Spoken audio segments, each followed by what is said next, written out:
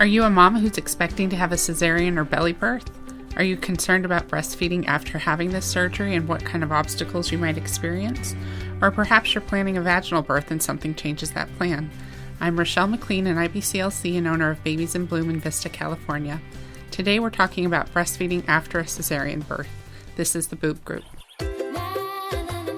Breast milk, it does a baby good. Silly daddy, boobs are for babies. I make milk. What's your superpower? If my breastfeeding offends you, put a blanket over your head. Dairy diva. Don't be lactose intolerant. Nursing nature's own breast enhancement. Meals on heels. Whoever said there's no use crying over spilled milk never had to pump. Breast milk. All udders are inferior. Whatever your point of view, we're here to support your breastfeeding goals. We're the Boob Group, because mothers know breast. Welcome to the Boob Group, broadcasting from the Birth Education Center of San Diego. The Boob Group is your weekly online, on-the-go support group for all things related to breastfeeding. I'm your host, Leilani Wild. I'm also an IBCLC and owner of Leilani's Lactation and Doula Services. Did you know we've released more than 125 episodes to help you on your breastfeeding journey? Visit the episode guide on your website at newmommymedia.com to see a complete list. You can click on the episodes and listen through the website or download our free apps available in iTunes, Google Play, and Windows, and listen on the go. You can also download our free New Mommy Media Network app and listen to all of our podcasts. If you enjoy listening, then please take the time and tell other breastfeeding mamas about it so we can help encourage them as well. Now, Sunny is going to tell us more about how you get involved and become part of the Boob Group. Okay, hi everybody. So there are a few different ways that you can get involved with our show. First of all, we have a Facebook page and a Twitter account. So if you are on either of those platforms, feel free to check us out. We're always posting some interesting articles and sharing tips that we've learned. We're also on Instagram. We have a New Mommy Media account, and I'm always taking pictures of the tapings and what we're doing here behind the scenes, and I always post photos to our Instagram account. So if that's something that interests you, you can check that out. And we have a bunch of segments here on the Boob Group that we love to have your participation with. We have an Ask the Expert segment where you can submit your own questions, any questions you have for our experts, breastfeeding, whatever topic you have. Simply go to our website and you can see a list of all of our experts there. Go to the contact link and you can submit your question from there. We'll read it on the show and we'll also get your question answered.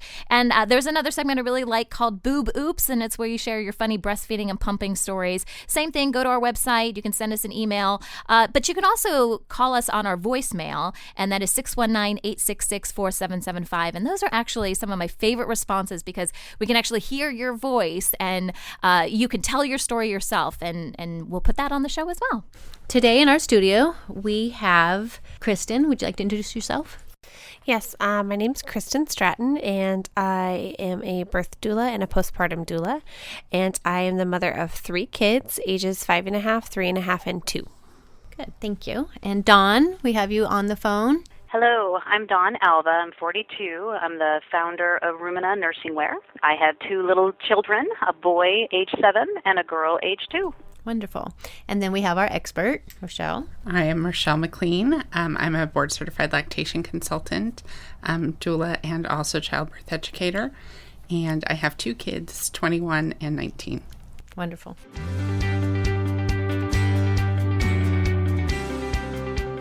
All right, so before we kick off today's show about breastfeeding after cesarean, I saw this article online and I thought it was kind of funny. It's rubbing some people, no pun intended, rubbing some people the wrong way. There was a mama who got a spray tan and she didn't wait the necessary amount of time. You know how, I don't know if you guys have had spray tans. I've done this a couple times in the past. And if you do not wait like however many hours before, putting on clothes or, it basically, it just kind of comes off your body and it rubs off. And apparently she didn't wait the recommended amount of time before breastfeeding her baby, and her baby kind of ended up with like a 5 o'clock shadow on its face. And as a mama, sometimes, we find these things funny and we may share these with friends. And she posted something to Facebook. She posted a photo of it. And she was, she's really kind of funny about the whole thing. And she wrote, "From one mom to another," this is in the UK, "I'd like to let you know about my epic fail of fails. Yesterday I had a spray tan. A few hours later I breastfed my little boy. And then then cue 5 o'clock shadow and a very guilty mummy, she says. And then she included the photo of her son. So it's getting some mixed reviews. Some moms are like, oh my gosh, this is the funniest thing ever. Other people are like, you're a horrible mother. Why are you getting a spray tan? You're going to get cancer, blah, blah, blah. And then you're not going to be there for your son. Like, I mean, it's just like all over the map. So I thought I would talk about it just to see what you guys thought about it, especially as lactation consultants. Obviously we have to watch what we consume, what we put on our bodies, if our babies are actually latching and breastfeeding. It doesn't say if, she actually had the spray. Oh, actually, she would have had it all over her breast then. So, I mean, is that something that we should be, concerned about? Is this just kind of a funny story that's like, there's bigger fish to fry kind of thing? Why are people worried about this? What do you guys think, Rochelle?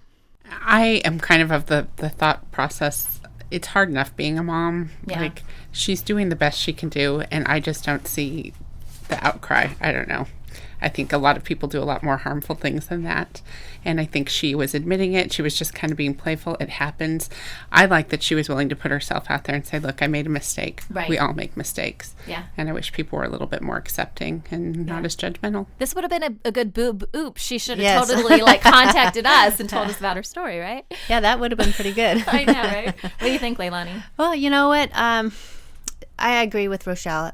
It is hard being a mom, and we do make choices all the time, every single day, and sometimes we make good choices, sometimes we don't. And as far as whether or not it's safe to breastfeed after spray tanning, I suppose getting educated in advance with that would be helpful, and then she can fight fire with fire. Yeah. Mm-hmm. Kristen, any thoughts? Well, from one mummy to another, I've definitely done things that I'm like, wow, probably shouldn't have done that. But that's the whole part of being a mom. If we all knew everything we needed to know in advance, I don't know if any of us would do it, to be honest. But you know what? I'm actually kind of applauding her for putting herself out there and, being an example to other moms that, hey, stuff happens. Sometimes you just got to laugh. Yeah. And also I applaud her for doing some self-care, because I definitely could use a little bit of that. And so I don't know. I think she did the right thing, and anyone else who's taking it too seriously just probably needs to have a good laugh and they'll feel better. Yeah. Dawn, what do you think?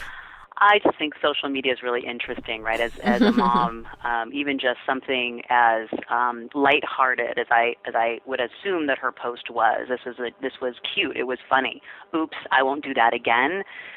People go into a lot of the judgment, and it makes moms, I think, close down and not be as supportive. So I think what she did was probably what all of us have done in other standpoints, not that exact situation. But I wish we all would just be more forgiving and loving to each other. And yeah, I need a spray tan on my legs, and it's been 2.5 years since my daughter's been born. So maybe that's where I'll go next. All right, Lainey, thanks for sharing your opinions.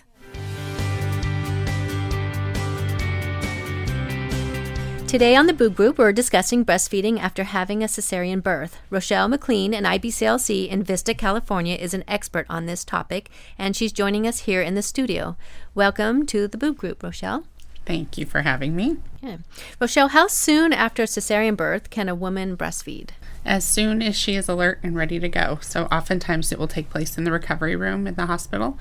Most hospitals will bring baby in to meet mom there. But as soon as she's alert and awake, the sooner the better. Okay. And will she need help? She will definitely need help. The one thing about cesareans that are good, if you would, is usually the mom is reclined, and that's a great first position for babies for latching. So moms are oftentimes reclined in bed, so baby gets placed just right on top of her, which is a great position, kind of turns on all the natural reflexes for babies and helps them to latch. Immediately after surgery, most moms have pretty good pain control, so that part is a little bit helpful for them too, not to be worrying about incisional pain.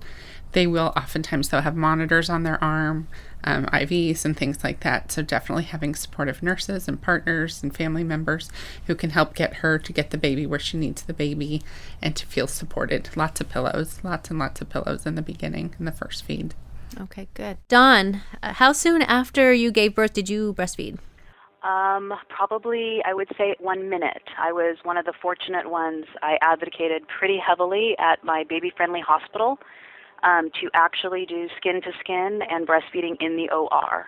So I was able to have her crawl on me and find and latch, just like I saw in the videos of a standard, natural birth.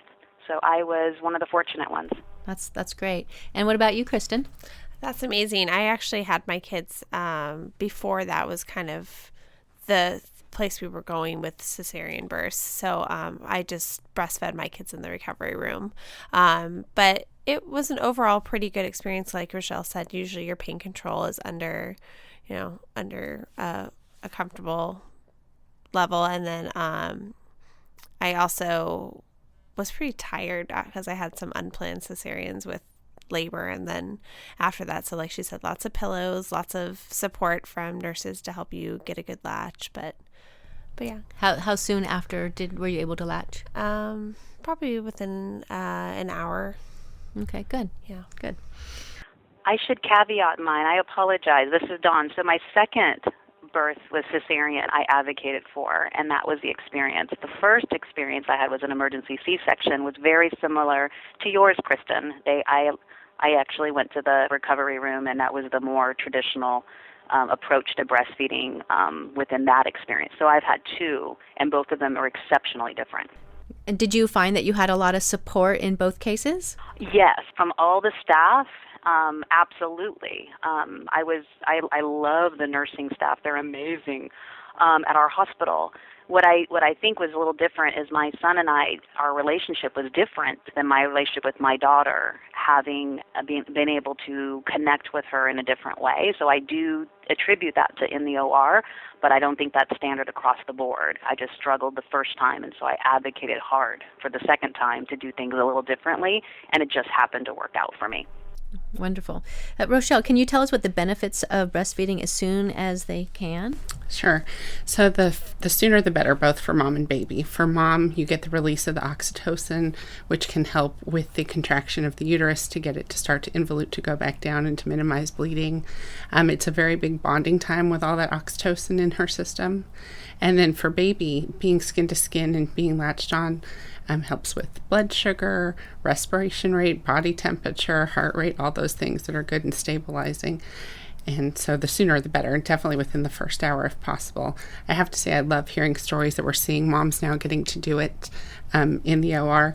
My first was born via C-section, so 21 years ago, we didn't see babies for 6 hours, and it was uncomplicated. He was healthy.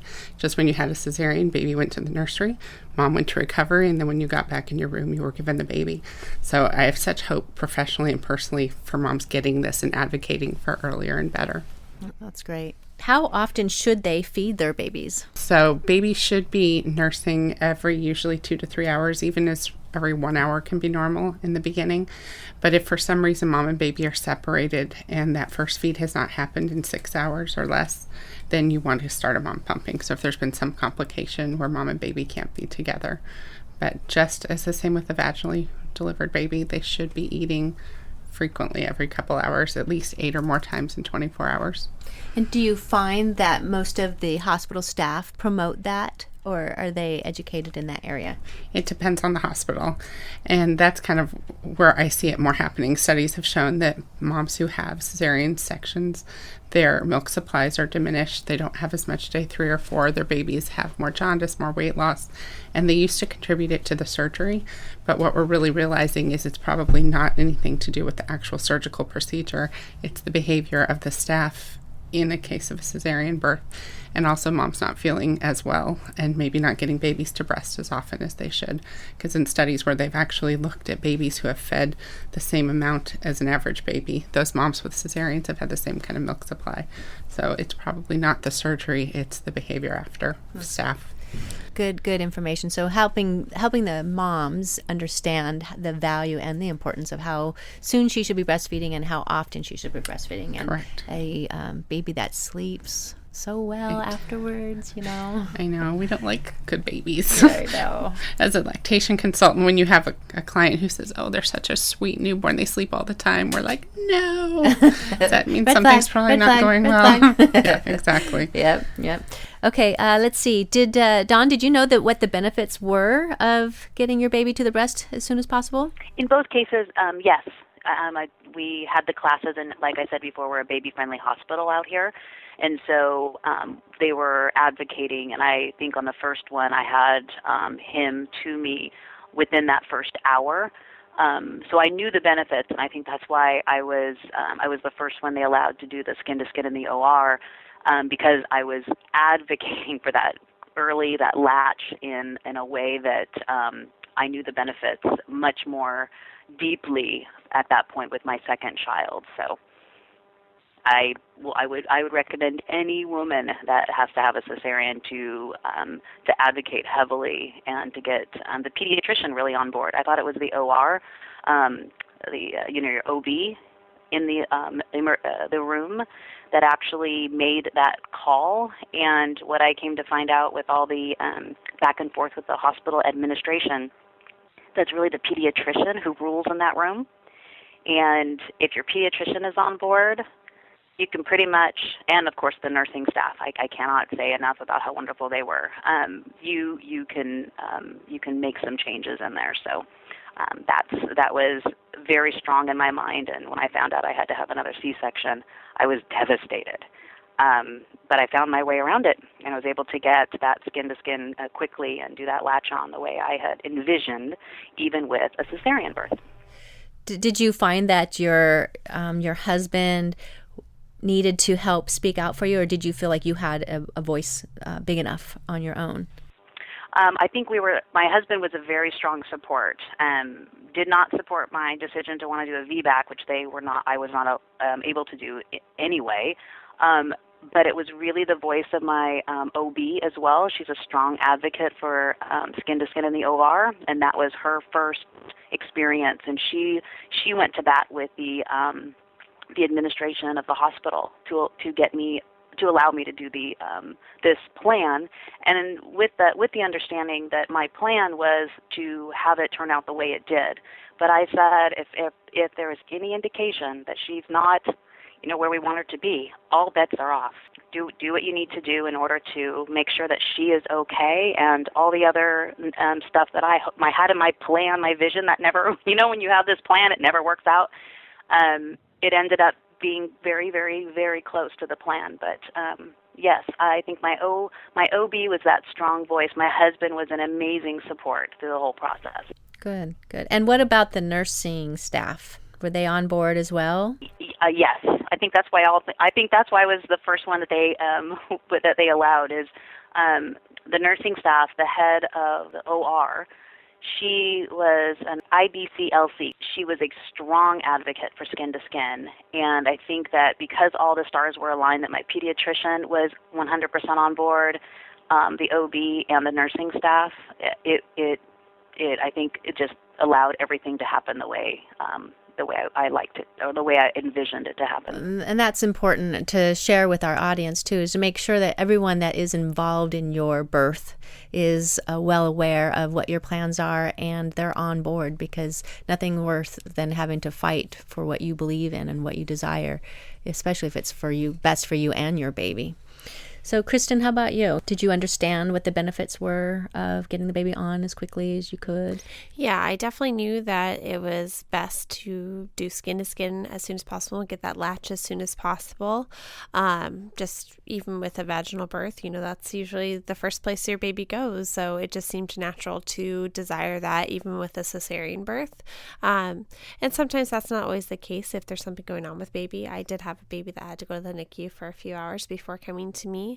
And so, that was kind of a waiting game to see if we needed to do anything for me while waiting to see if I was going to get my baby back anytime soon. But I definitely not only knew that was the best thing, but it just felt the strong desire to have my baby on my chest. So it's also a very instinctual thing. So were you able to have the baby latch prior to being taken away to the NICU? Not with that child, but with my other kids, I did get immediate skin-to-skin after going to recovery. And so how long was your separation? With the one that went to the NICU, I believe it was 4 to 5 hours. It's a little foggy because that was a stat C-section, so I wasn't really aware of what was going on too much. But yeah, my other kids, I didn't have to wait very long. Mm-hmm. And with that 4 to 5 hour separation, did they have you start pumping at all? They didn't. but I think that's because they thought he was going to get stabilized and be with me. If it had been any longer, I probably would have insisted on having access to a pump. Did you feel like you had doctors or medical staff supporting what you desired? With that birth, no. I actually had hired the dream team, but my dream team went on vacation. So, I did have a doula, and I did have a supportive spouse who helped advocate for me. Good. When we come back, we'll discuss what to beware of in regards to your milk supply and the exposure of anesthesia and other drugs passing through the milk. We will be right back.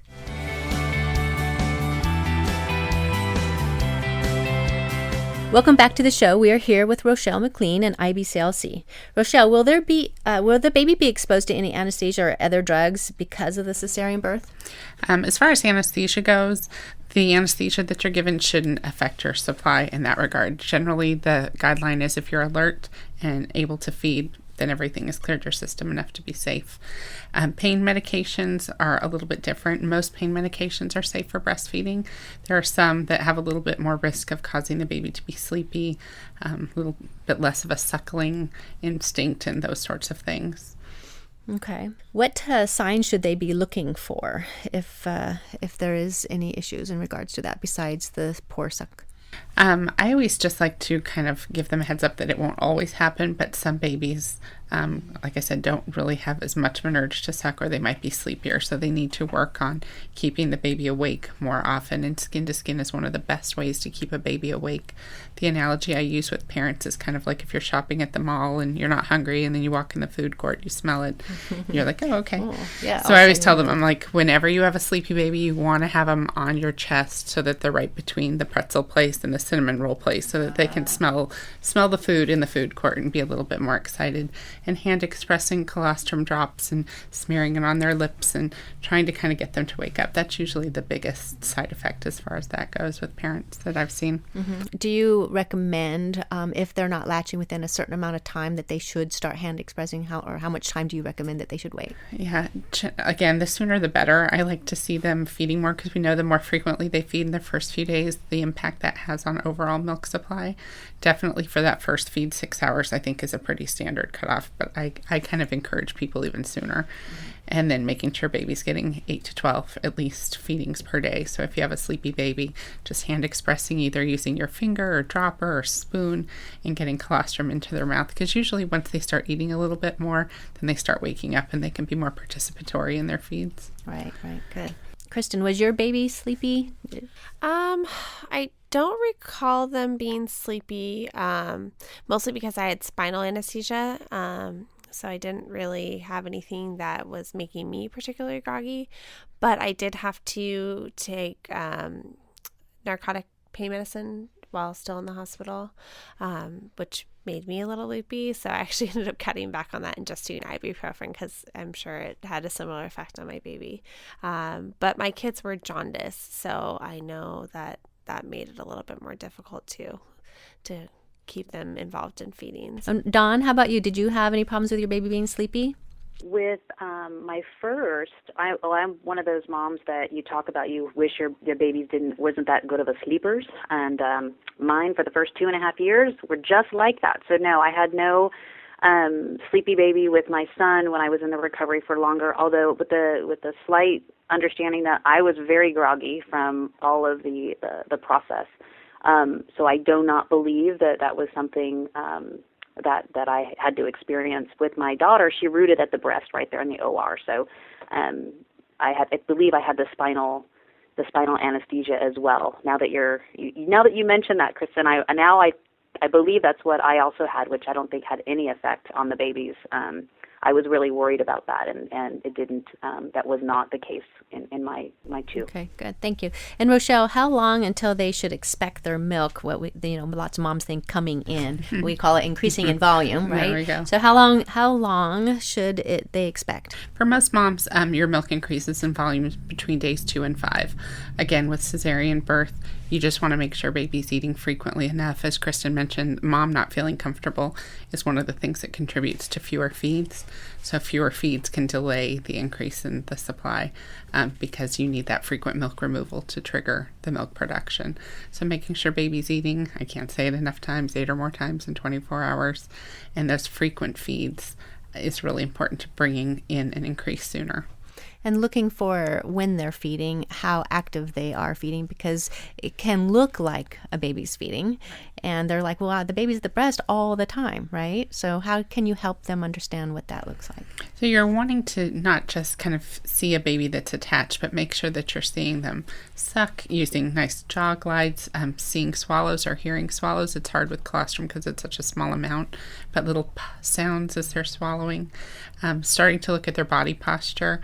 Usually babies who are hungry are pretty tight. Their hands are fisted, their shoulders are close, and as their bellies get more full, they tend to kind of relax and open their hands. So definitely signs of that. Obviously, wet diapers, dirty diapers are also good indications. Yes, and do you find that it's important that these parents pay attention to how many wets and poopy diapers they have? Because not enough of them, I know, are not educated well enough in that area. Correct. Well, I think, again, all parents should be aware of that. But the special thing with moms who are recovering from surgery, too, is you're not just a new mom. You're recovering from major abdominal surgery. So knowing that having good support there to kind of help keep track because you're trying to get your own self together can be really, really challenging to make sure. So I always tell the support people, you're not... Usually you share the job of watching baby and making sure, but when mom's recovering from surgery, we need you to be a little bit more on top of baby because mom's trying to be on top of her own care at that moment. Right. And it's important to recognize that it is surgery. It is surgery. And it's trauma. I mean, it's no matter what kind of surgery you have, it takes a toll on your body. So exactly, taking good care of yourself is important. Exactly. Should they try pumping if they can't get their baby to latch? And if so, how soon should they wait? How long should they wait before they think about pumping? Yeah, well, definitely, again, with all moms, not just cesarean moms, if there's something happening where you can't get a baby latched, definitely before that 6-hour mark, and the earlier the better. We usually recommend hand expression over pumping. The analogy I use with parents is that early milk, that colostrum, is usually really thick, and kind of like you try to suck a thick milkshake up in a straw. Suction doesn't work with thick things very well. So a lot of moms will get more milk with hand expression or using a combination of hands-on pumping where you're doing hand expression with the pump to try to express the milk out and to get that milk volume increasing. And so you also have something to give the sleepy baby so that they become part of the feed again. Right. And collecting it in a little tiny cup is helpful. Right. Or a spoon. I think. And giving moms the realistic expectation of what they're going to get. They expect when you pump that there will be ounces. So really just getting excited over the 4 drops that they're able to collect or whatever. The hospital where I used to work, we had a great NICU nurse who used to celebrate moms who would bring up their little half a cc syringe of colostrum so that they understood how important that was so that they would continue to work on increasing that. Mm-hmm. Good. Great. Thank you. Kristen, were you ever worried that you couldn't provide enough milk and end up giving formula because of that? Yeah, with my first, we had a rough start. I mean, she was an unplanned cesarean, and then she also, I knew nothing of breastfeeding. No one in my family really breastfed, so I was just kind of walking in the dark.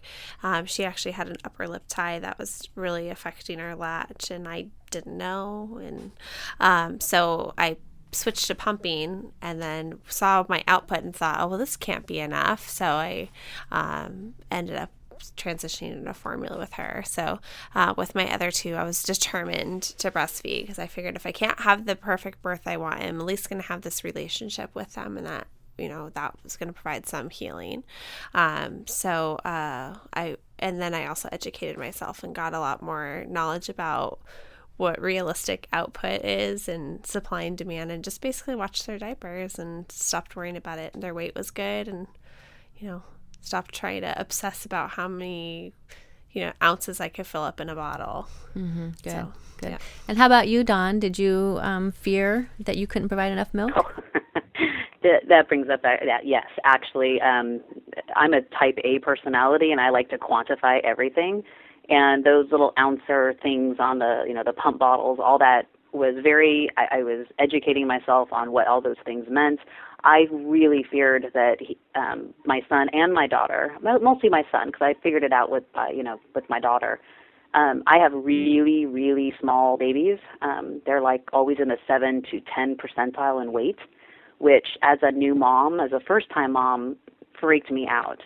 My doctor was, you're fine as long as there's no dip, and we're just steadily climbing, and we're always we're not doing anything major.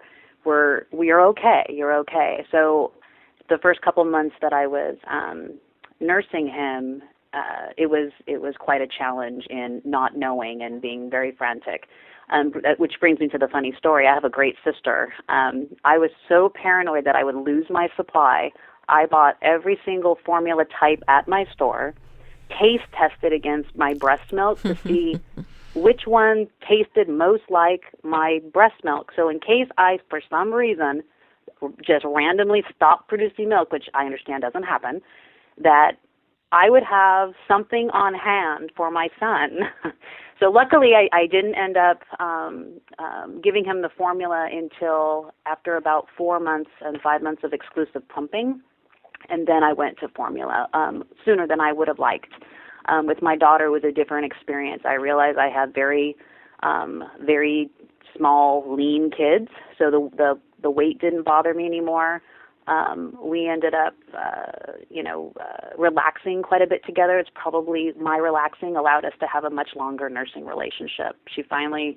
My body finally stopped producing, I think, at 27, 28 months almost. So very different experiences, but I worried every step of the way with my son. It was that was something I had to get over, the quantification and those ounces, and you see these big baby bottles that people give, and I know that wasn't what was coming out of my breast, but it's not what my son needed. So everything was okay. Well, that's the experience of being a second-time mom, right? Is hindsight's 2020. Mm-hmm. Yes.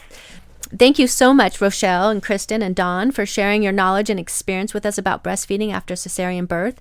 And for our Boob Group Club members, our conversation will continue after the end of this show, as Rochelle will give us some tips on how we can prevent a yeast infection or thrush after receiving antibiotics due to having a cesarean. For more information about our Boob Group Club, please visit our website at newmommymedia.com. We have a comment from one of our listeners, and we love getting email from you guys. This one comes from Veronica, and I asked if I could read it on the show, and she writes, I have been an avid listener of yours for several years. When my husband and I were thinking about having children, I found Pregtastic. And for those of you who don't know, Pregtastic was a podcast I did before launching New Mommy Media.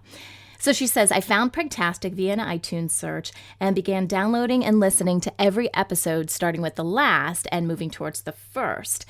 When I became pregnant with twins last year, I really enjoyed listening to the episodes of Pregtastic, and at the end of my pregnancy, I found myself wishing for more. So another quick iTunes search led me to Twin Talks, and to my delight, I discovered that you had become a twin mom and you were also on that podcast. And from there, I began listening to the Boob Group. She says, I only wish I had discovered New Mommy Media earlier in my pregnancy so I could have listened to Preggy Pals when it was relevant. And Preggy Pals is our pregnancy show. So I wanted to read this. Not only is she a listener of the Boob Group, but it really reiterates what we're trying to do here at New Mommy Media. And that is to create an environment where brand new parents can come into our community, if you will, and start with one show and then just keep listening to our other shows as well as you need them. And I'm really glad this worked for Veronica. I love that she listens to the Boob Group. Veronica, I really appreciate you sending this in. Thanks so much. That wraps up our show for today. We appreciate you listening to the Boob Group. Don't forget to check out our sister show, Preggy Pals, for expecting parents, Parent Savers for moms and dads with infants and toddlers, Twin Talks for parents with multiples, and our new show, Newbies, for postpartum moms during baby's first year. Thanks for listening to the Boob Group, your judgment-free breastfeeding resource. This has been a New Mommy Media production. The information and material contained in this episode are presented for educational purposes only. Statements and opinions expressed in this episode are not necessarily those of New Mommy Media and should not be considered facts. While such information and materials are believed to be accurate, it is not intended to replace or substitute for professional medical advice or care, and should not be used for diagnosing or treating healthcare problem or disease or prescribing any medication. If you have questions or concerns regarding your physical or mental health or the health of your baby, please seek assistance from a qualified healthcare provider. New Mommy Media is expanding our lineup of shows for new and expecting parents. If you have an idea for a new series, or if you're a business or organization interested in joining our network of shows through a co-branded podcast, visit newmommymedia.com. Hey mamas, don't forget to check out Mighty Moms. It's our online community built for new moms just like you. Not only can you connect with other moms, but you can also join us backstage for special mom-only online events. And you'll also be notified when we're recording so you can join us as a special guest. Visit our website, newmommymedia.com, and click on the Mighty Moms banner. It's free. That's newmommymedia.com. See you there.